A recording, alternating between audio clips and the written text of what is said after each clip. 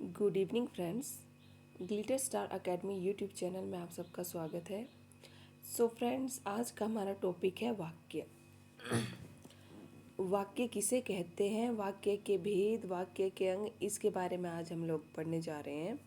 तो आइए सबसे पहले वाक्य की परिभाषा देख लेते हैं कि वाक्य किसे कहते हैं। वाक्य सार्थक शब्दों का व्यवस्थित समूह जिससे अपेक्षित अर्थ प्रकट हो उसे वाक्य कहते हैं। तो वाक्य किसे कहते हैं? सार्थक शब्दों। अब देखिए, ध्यान से देखनी है ये सब चीज़ें कि इसमें क्या क्या बताया जा रहा है कि जो वाक्य होते हैं उसमें शब्द कैसे होने चाहिए? सार्थक। ठीक है, वाक्य में शब्द कैसे होते हैं? सार्थक। सार्थक शब्दों का व्यवस्थित समूह। सार्थक शब्द वैसे होते हैं जिनका मतलब कोई अर्थ हो। ठीक है, सार्थक शब्दों का व्यवस्थित समूह जिससे अपेक्षित अर्थ प्रकट हो वह वाक्य कहलाता है। तो जो वाक्य होते हैं उसके कुछ अनिवार्य तत्व होते हैं। वाक्य के अनिवार्य तत्व हैं 6। पहला है सार्थकता। वाक्य सार्थक होना चाहिए। योग्यता, आकांक्षा, निकटता, पदक्रम व अन्वय। ठीक है, जो वाक्य है उसमें 6 तत्व अनिवार्य होते हैं। सबसे पहले है सार्थकता। अब देखिए, सार्थकता में क्या होगा? सार्थकता का अर्थ होगा कि जो वाक्य होता है उसका कुछ ना कुछ अर्थ अवश्य होता है। ठीक है, मतलब उसमें सार्थक शब्द होने चाहिए। और दूसरा है योग्यता। वाक्य में जो शब्द प्रयुक्त होते हैं उसमें जो प्रसंग होते हैं उनका भी कोई अर्थ होना चाहिए।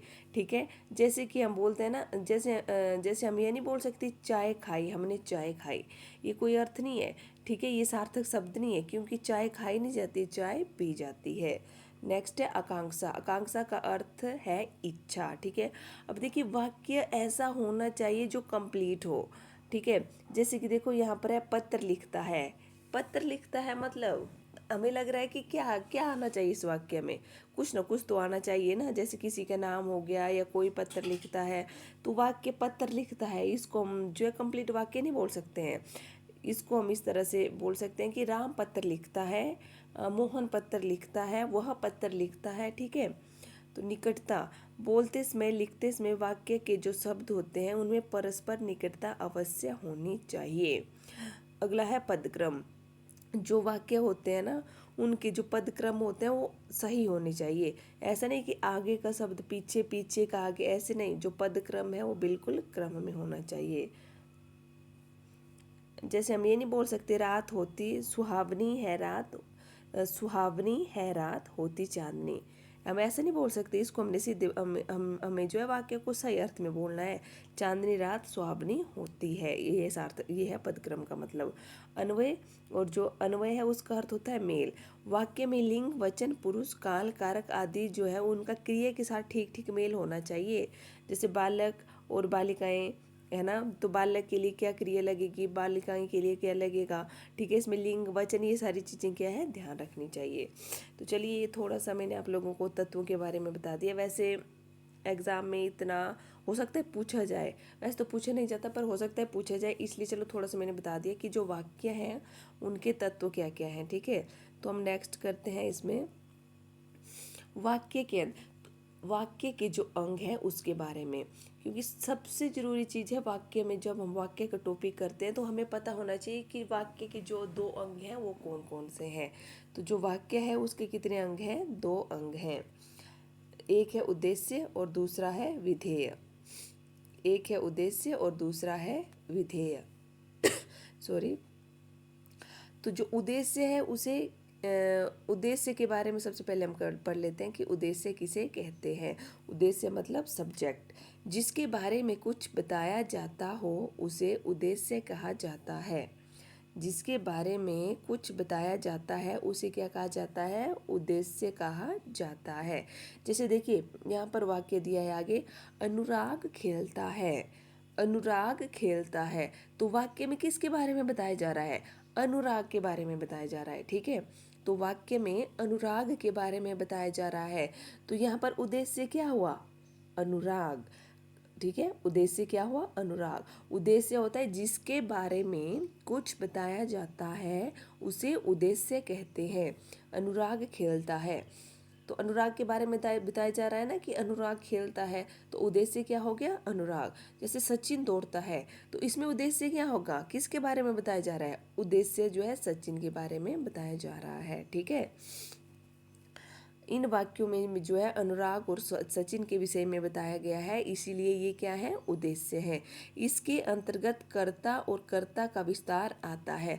अब देखिए जो वाक्य होते हैं उसमें कर्ता और कर्ता का विस्तार आता है। ठीक है, ये चीज़ याद रखनी है, क्योंकि हमेशा जरूरी नहीं है कि हमें वाक्य ऐसा ही पूछा जाए कि अनुराग खेलता है, मोहन पढ़ता है, सोहन लिखता है।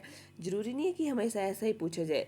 जैसे हमसे इस तरह से भी पूछा जा सकता है, परिश्रम करने वाला व्यक्ति सदा सफल होता है। परिश्रम करने वाला व्यक्ति सदा सफल होता है। इस वाक्य में जो है कर्ता का विस्तार कौन कर रहा है।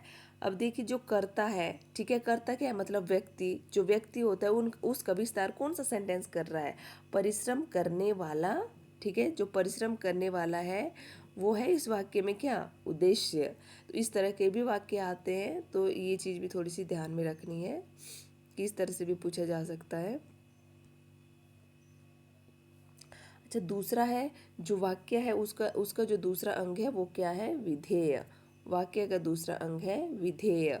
वाक्य में उद्देश्य के बारे में जो कुछ कहा जाता है उसे विधेय कहते हैं। अब ये तो पता लग गया ना कि उद्देश्य क्या होता है, जिसके बारे में कुछ कहा जाता है या बताया जाता है उसे उद्देश्य कहते हैं। और विधेय क्या होता है, वाक्य में जो उद्देश्य होता है, उद्देश्य के बारे में जो कुछ कहा जाता है उसे क्या कहेंगे, विधेय कहेंगे। जैसे देखिए अनुराग खेलता है, यही एग्जाम्पल है, अनुराग खेलता है। अब चलो सबसे पहले तो इसमें ये देखिए कि उद्देश्य क्या है। ठीक है, उद्देश्य क्या है, अनुराग। अब अनुराग के बारे में, अनुराग उद्देश्य है ना, तो उद्देश्य के बारे में क्या बताया जा रहा है कि अनुराग खेलता है। उद्देश्य क्या है, खेल रहा है। ठीक है, मतलब अनुराग खेलता है। तो जो उद्देश्य के बारे में जो बताया जाता है उसे विधेय कहते हैं। तो विधेय क्या हो गया यहाँ पर, खेलता है।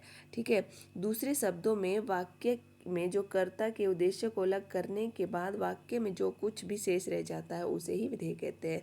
चलो इस चीज़ को तो रहने दो, बस यही समझो कि उद्देश्य के बारे में जो कहा जाता है वो विधेय होता है। ठीक है,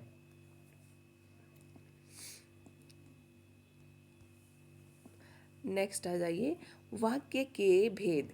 वाक्य के जो दो भेद होते हैं वो दो आधार पर किए जाते हैं। वाक्य के भेद दो आधार पर किए जाते हैं, एक है रचना के आधार पर और दूसरा है अर्थ के आधार पर। रचना के आधार पर वाक्य के कितने भेद हैं, 3, और अर्थ के आधार पर वाक्य के कितने भेद हैं, 8।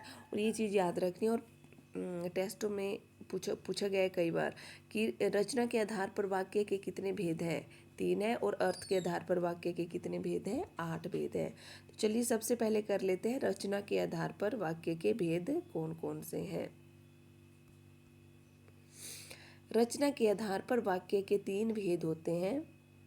सबसे पहला है सरल वाक्य। तो जो रचना है उसके आधार पर वाक्य के कितने भेद होते हैं, 3। सबसे पहले है सरल या साधारण वाक्य। सरल वाक्य, साधारण वाक्य एक ही हुआ। ठीक है, सरल या साधारण वाक्य, जिस वाक्य में केवल एक ही उद्देश्य तथा एक ही विधेय हो वह सरल या साधारण वाक्य कहलाता है। तो सरल या साधारण वाक्यों को इस तरह से पहचानना है, जिस वाक्य में केवल एक ही उद्देश्य और एक ही विधेय होता है वो कौन सा वाक्य होता है, सरल वाक्य होता है। ठीक है, नोट है इसमें, वाक्य का कर्ता उद्देश्य कहलाता है और जो क्रिया को जो है विधेय कहते हैं। चलो इसको भी रहने दो, इसको रहने दो। अभी पहले तो जो समझाया उद्देश्य क्या होता है, विधेय क्या होता है, उसी चीज़ को याद रखो अभी। ठीक है, वो सरल वाक्य में केवल एक उद्देश्य होगा और एक ही विधेय होगा। ठीक है, जैसे कि मनीष पुस्तक पढ़ता है। अब देखिए मनीष पुस्तक पढ़ता है। अब देखिए मनीष क्या है इसमें, मनीष क्या है इसमें, मनीष इसमें उद्देश्य है। और उद्देश्य क्या काम कर रहा है, पढ़ने का काम कर रहा है। तो उद्देश्य के बारे में जो बताया जाता है उसे विधेय कहते हैं। तो पढ़ता है, तो पढ़ता क्या हो गया, इसमें विधेय हो गया। ठीक है, संजय फुटबॉल खेलता है। तो इसमें उद्देश्य क्या है, संजय, एक ही उद्देश्य है ना, तो संजय उद्देश्य है और खेलना क्या है, विधेय है। परंतु अब देखिए इसमें कुछ नोट लिखा है, उसको ध्यान से पढ़ना है नीचे। परंतु यह ध्यान रहे कि वाक्य में कर्ता एक से अधिक हो और उसकी क्रिया एक हो तो गणना केवल एक ही उद्देश्य के रूप में करेंगे।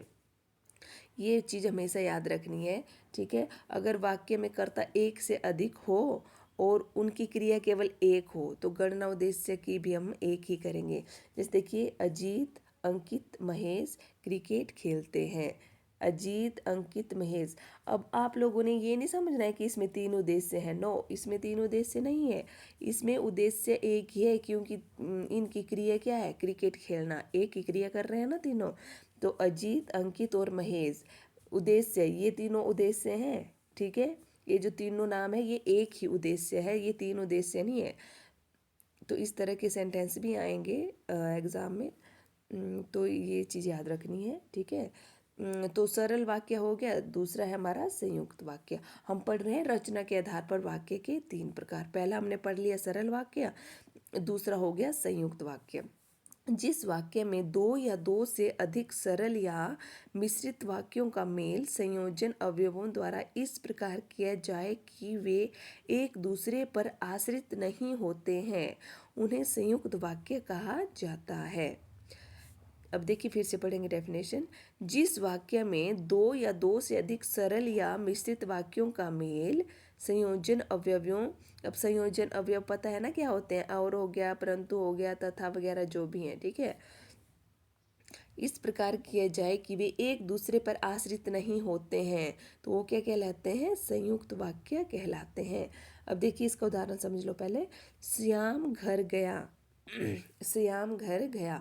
अभी इसमें बताया गया है कि इसमें दो सरल वाक्य होंगे, परंतु वो क्या होंगे, एक दूसरे पर आश्रित नहीं होंगे। अगर हम जैसे राम घर गया, ये वाक्य खुद में कंप्लीट है ना, ठीक है।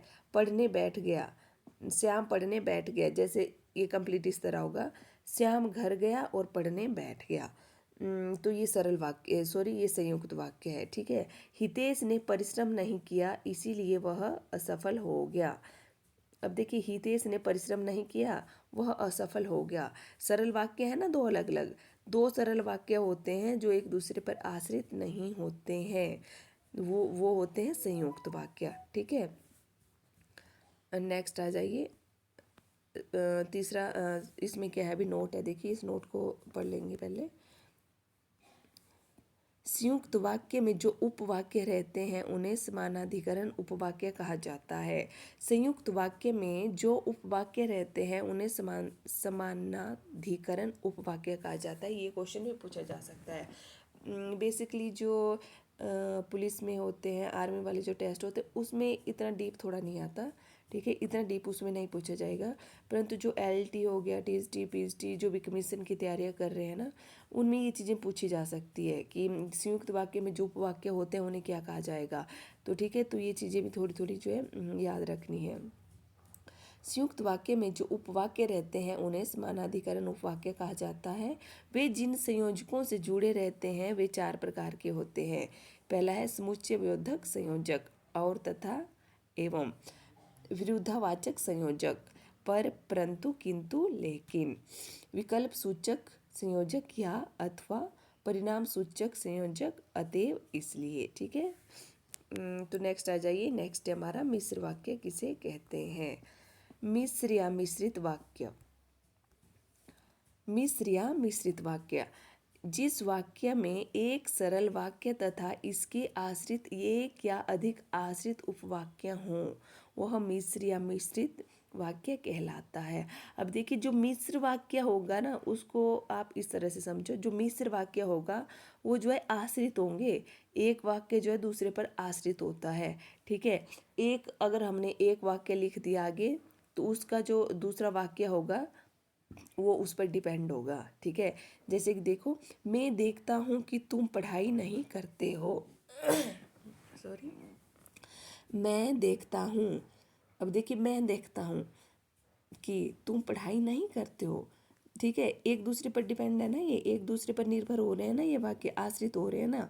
जैसे दूसरा है, शीला विवेक की बहन है जो, शीला विवेक की बहन है जो विवेक विहार में रहती है। शीला विवेक की बहन है जो विवेक विहार में रहती है। तो ये दोनों वाक्य भी एक दूसरे पर आश्रित हैं, ठीक है। जैसे शीला विवेक की बहन है जो जो अभी इसके बाद देखिए कुछ अलग रहा ना कि कुछ होना चाहिए। शीला विवेक की बहन है जो विवेक विहार में रहती है। तो इसमें जो है एक सरल वाक्य तथा इस पर जो है आश्रित वाक्य एक से अधिक उपवाक्य हो सकते हैं मिश्र वाक्य में। और संयुक्त वाक्य में क्या होगा, संयुक्त वाक्य में जो जो सरल वाक्य होंगे, जो भी वाक्य होंगे वो एक दूसरे पर आश्रित नहीं होते हैं, और जो मिश्रित वाक्य होते हैं उसमें एक दूसरे पर आश्रित होते हैं। ठीक है, तो चलो संयुक्त वाक्य और मिश्रित वाक्य के कुछ एग्जाम्पल है नीचे, यहाँ देखते हैं। पहले यहाँ से कर लेते हैं नीचे वाला। गिलास नीचे गिरा और टूट गया। गिलास नीचे गिरा और टूट गया। अभी कौन सा वाक्य होगा, संयुक्त वाक्य होगा या मिश्रित वाक्य होगा। गिलास नीचे गिरा और टूट गया।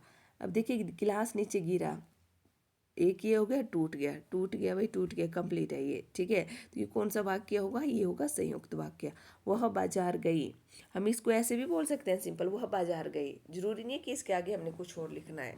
वह बाजार गई और मेरे लिए फल लाई। तो देखो दो सरल वाक्य है ना, एक सरल वाक्य ये हो गया, मेरे लिए फल लाई, दूसरा सरल वाक्य ये हो गया, और बीच में योजक चिन्हों से जुड़ा हुआ है ये। ठीक है, तो ये कौन सा वाक्य हो जाएगा, संयुक्त वाक्य। तीसरा है, मैंने उसे बहुत समझाया पर वह न माने। मैंने उसे बहुत समझाया, वह न माने। दो सरल वाक्य है ना, जो एक दूसरे के बिना भी क्या है, पूर्ण है, इसलिए यह भी कौन सा वाक्य होगा, संयुक्त वाक्य होगा। वह खेल में अच्छा है, वह खेल में अच्छा है और पढ़ाई में भी।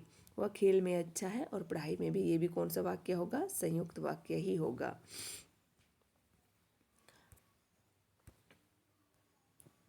जो लोग लालची होते हैं, जो लोग लालची होते हैं हमेशा दुखी रहते हैं।